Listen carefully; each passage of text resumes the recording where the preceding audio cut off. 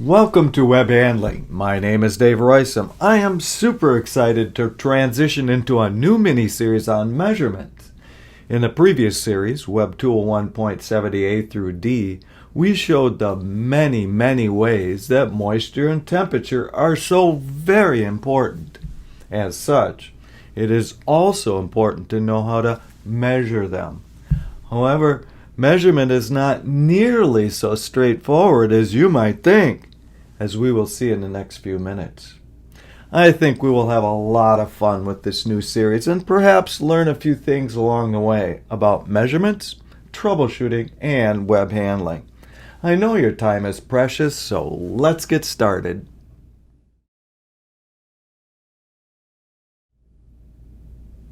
There are many reasons to measure.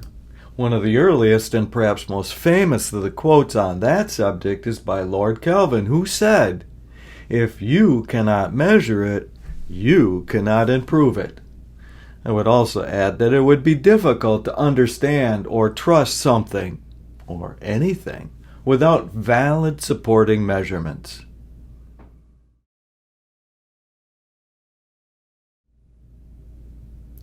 While there are many reasons to measure, there are, however, perhaps even more reasons not to measure.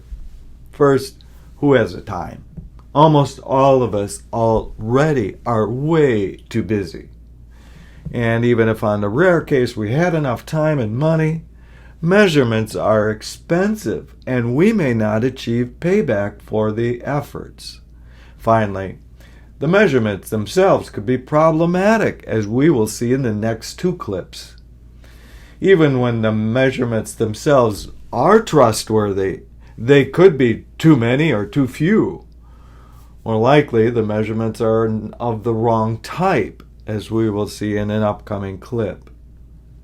Even well-designed experiments with the right type of data might not reveal anything useful or actionable. One of the more familiar quotes on this subject is by Aaron Levinstein, who said, "Statistics are like bikinis. What they reveal is suggestive, but what they conceal is vital." We will visit this subject in more detail in the last clip on this series on data mining and p-hacking. Beyond all of these concerns is yet another. That is, most instruments do not read what you think they read. That is the subject of this clip.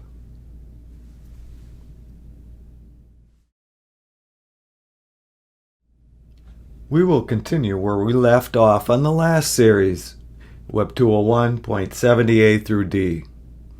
If moisture is important, then we better measure it well. Some measurement methods for moisture include weight differencing, electrical resistance, and attenuation of radio waves. These are super complicated, so much so that we will leave it for homework to those interested in learning more to study my 1993 paper, Moisture Effects on Webs and Rolls. Yes, it is nearly 30 years old now, but physics has not changed much since then, and the extensive bibliography there will point readers to even more resources. Here we will focus on a more familiar measurement, temperature. This measurement is so familiar that we probably learned about it in preschool. Later, in our third grade science class, our teacher said that mercury thermometers measure temperature. As it turns out, our third grade science teacher lied to us, or at least was blithely superficial. Thermometers do not measure anything of the sort. Later in college physics class, we learned about other supposed measures of temperature, including the bimetallic strip, the thermocouple, the contacting pyrometer, the optical pyrometer, and so on. Again, none of these instruments measure temperature, at least not directly.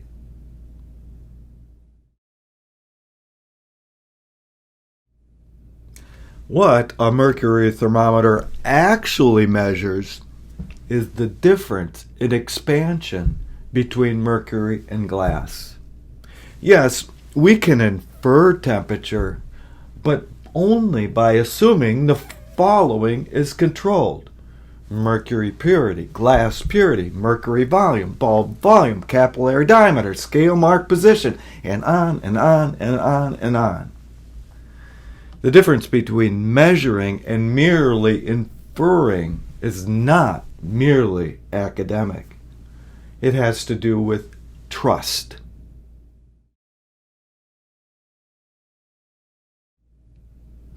One of my half-dozen helmeted hobbies includes designing and building experimental aircraft and even crashing them. See the clip below. I learned how to fly in instrument conditions, such as fog or clouds or other sources of low visibility.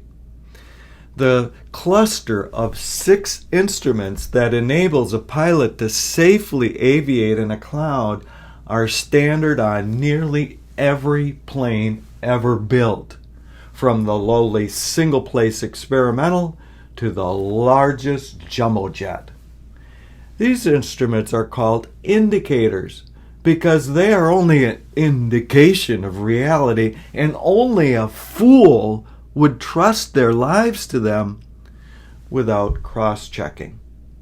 So, how many of the gauges in this cluster of 6 would show an unintended descent to a place where you might find rocks in the cloud?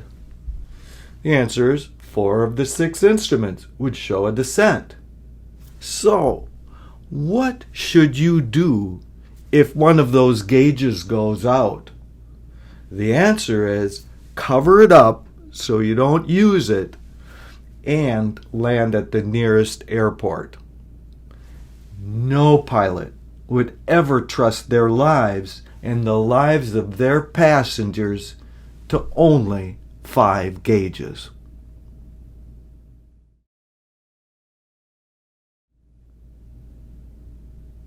Which now leads us to the Risum Rule of instrumentation, which is, the more expensive it is, the less I trust it.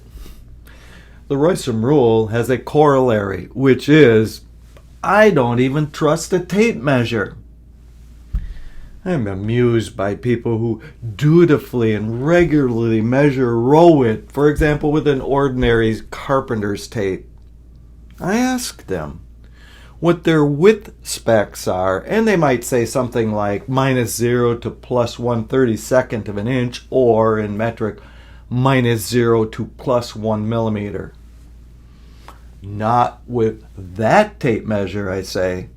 It is not nearly that accurate or nearly that repeatable, and that is to say nothing about the very definition of width, which we covered in clip Web201.69e.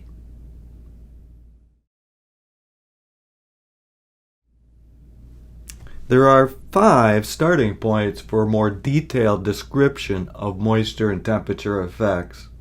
The first is a 30-year-old article that I wrote while employed in paper research. That still resonates today. The laws of physics have not changed much since then, and the extensive bibliography there is a great starting point for any scholar of the subject. The second is the wound roll diffusion calculator by Abbott App, which is based on my above paper. The third is the 750-page must-have Web Handling Handbook written by myself, Tim Walker, and Dylan Jones. Last but not least is my award-winning and trademark Web 101 class that has been taken by 5,000 students just like you. Here we will learn about how to use material properties and the laws of physics to understand web behavior and web misbehavior.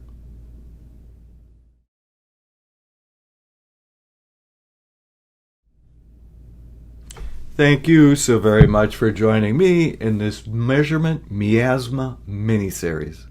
Stay tuned for the next clip where we will discuss web strength. There you will find serious issues with one of the most common and most important web quality measurement tests, the tensile tester. If you have a topic you would like to hear about, let me know in the comment section below. If you found anything interesting or useful here, please like and share and subscribe. See you next time.